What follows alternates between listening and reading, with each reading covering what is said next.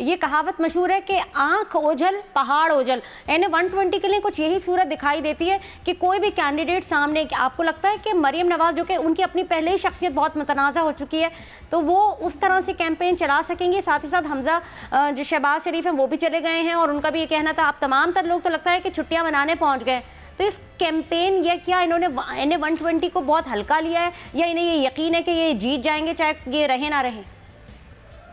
Actually इनका हल्का 120 नहीं है, इनका हल्का है 420।